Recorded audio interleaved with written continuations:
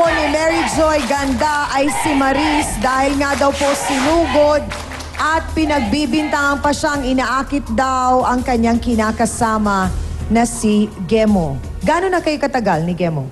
2 years na po. 2 taon na? Po. Okay. Bakit umabot sa puntong nanugod ka at sinabunutan at pinagtulungan nyo ng nanay ni Gemo si Mary Joy?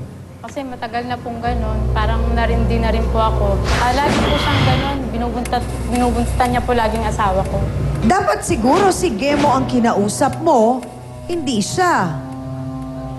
Kasi paano sinasabi mong inaakit ni Mary Joy yung kinakasama mo?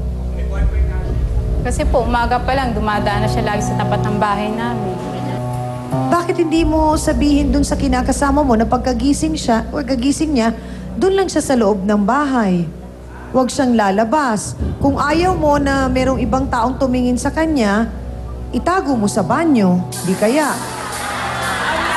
O kaya huwag mo buksan ang pinto. Di ba kasi kung 2 taon na kayo, dapat meron kang pagmamahal at tiwala sa kanya, hindi ba? Ilang taon ka na, Maris? 32 po. 32. Ilang taon si Gemo?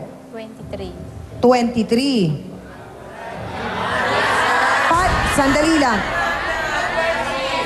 Paano nagsimula yung sinasabi mong kung talagang matatawag nating pang-aakit na ginagawa ni Mary Joy? Ano yung unang-una mong nakita? Sige, para maunawaan natin. Lumabas po siya, sabi niya sa akin, magpupul lang po siya. Tapos, yun, ang tagal, sabi ko, ang tagal naman, di pa bumabalik. Ngayon, sinundan ko po siya. Yun, nakita ko po siya doon, nagpupul siya. Tapos, yung Mary Joy nandun, parang kinakausap yung barkada niya. Kita ko na naman siya doon, parang papacharming na naman siya. So ano nga yung kakaibang nakita mo para sabihin mong magselos ka? Kasi tayo minsan mga babae, mga guni-guni natin, matindi din eh. Kaya tuloy tayo napapahamak minsan at tuluyan, iniiwan tayo ng mga lalaki pag masyado ring seloso, Maris.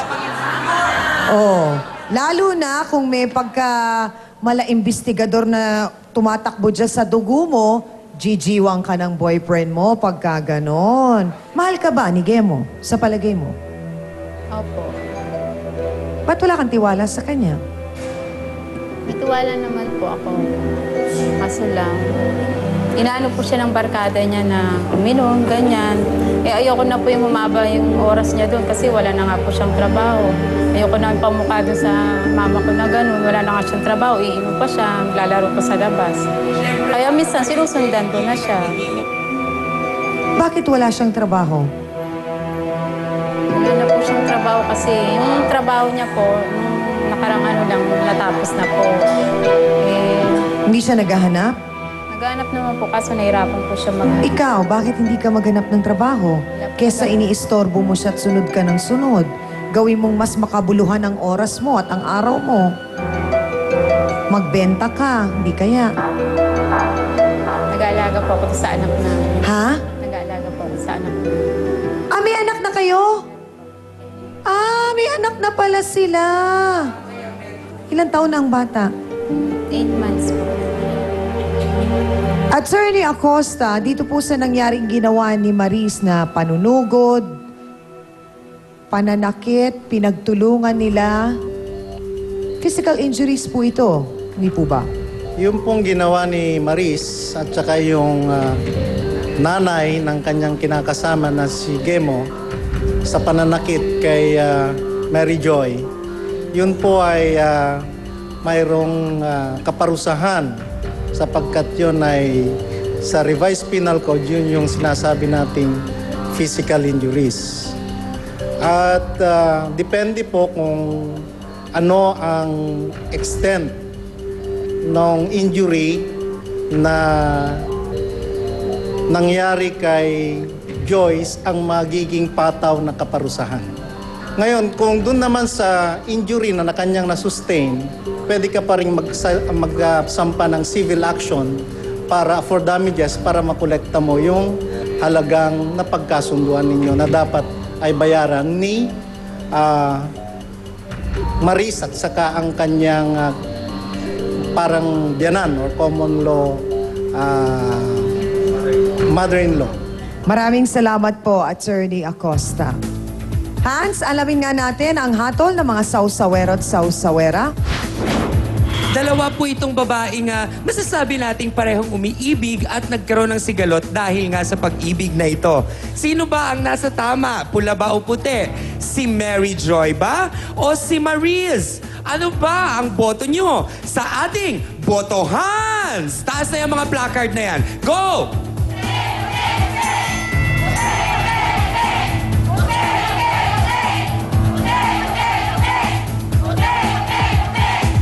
Abat siyang mukhang nagkakaisa ang mga sausawero-sausawera na mas naniniwala sila sa kwento ni Mary Joy na siya nga naman ang may boyfriend, bakit niya pa kailangang mangakit ng iba pang lalaki? So parang ang sinasabi nila is medyo hindi tama ang ginawang pagsugod ni Mariz sa kanya. Kaya puti ang nakikita natin sa kasalukuyan. Yan ang resulta ng unang round ng ating Boto Hans! Maris, nabanggit kanina ni Mary Joy na yung kanyang boyfriend ay si Joshua na dati mong kasintahan. Tama ba? Gaano kayo katagal ni Joshua? 2 months po. 2 months. Bakit hindi nagtagal? Kasi parang hindi naman po nag-click yung relasyon namin. Kaya Ah? hindi naman po nag-click yung relasyon namin. Kaya nag-iwalay na lang po kami. Parang wala lang po. Hindi kayo nag-click? Opo. Pero ang sabi kasi ni Mary Joy, parang binoyfriend mo lang si Joshua para mapalapit ka kay Gemo. Totoo ba yon? Hindi po totoo yun. Tawagin na po natin ang boyfriend ni Ganda na dati namang karelasyon ni Maris. Narito po, si Joshua Deo Caresa. Pasok! Joshua, gaano katotoo na dati mong kasintahan si Maris? Ano po, dati po naging kami po, pero biro-biroan lang po yun. Kaso, yun nga po, sabi nga may nagsasabi lang po na ibang mga barkada namin. Mas gusto niya po daw si Gemo kasi sa akin. Malalaman po natin ang iba pang mga detalye sa likod po ng issue na ito sa pagbabalik ng paborito ninyong talakserye sa telebisyon, ang Face to Face.